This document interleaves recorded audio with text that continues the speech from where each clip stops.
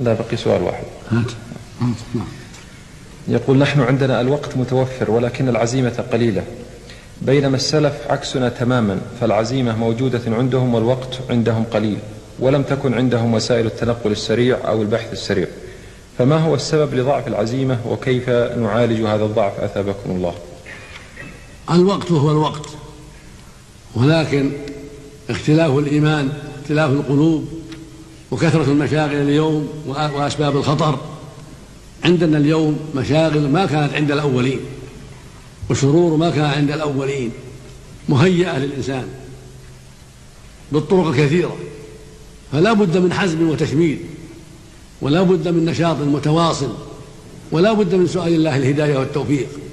فالعبد مسكين ضعيف إلا بتوفيق الله، والرسول عليه السلام يقول: احرص على ما ينفعك واستعن بالله.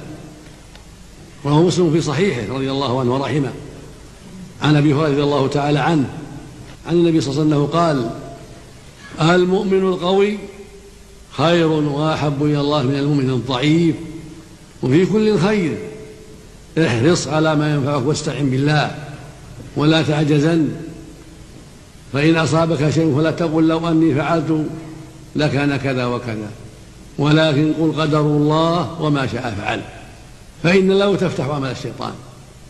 فعليك بالجد والنشاط ومحاسبة النفس واستغلال الوقت، فالوقت هو ليل ونهار كما كان الأول ليل ونهار، ولكن الشان في وجود البركة والتوفيق والبعد عن المشاغل التي تشغل القلب وتشغل البدن وتشغل الجوارح.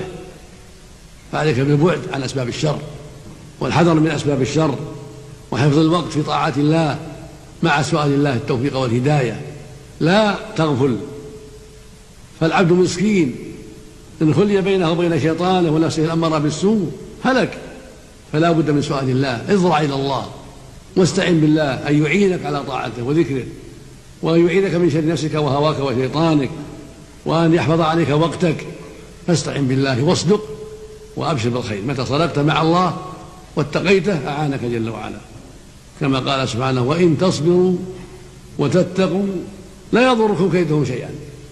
والشيطان من الأعداء، فمن صبر على طاعة الله وترك محارم الله واتقى الله لم يضره عدو، كفاه الله شر عدو. رزق الله جميع التوفيق والهداية، وحفظ عنا وعليكم ديننا، وتوفانا جميعا مسلمين. وصلى الله وسلم على نبينا محمد وعلى آله وأصحابه.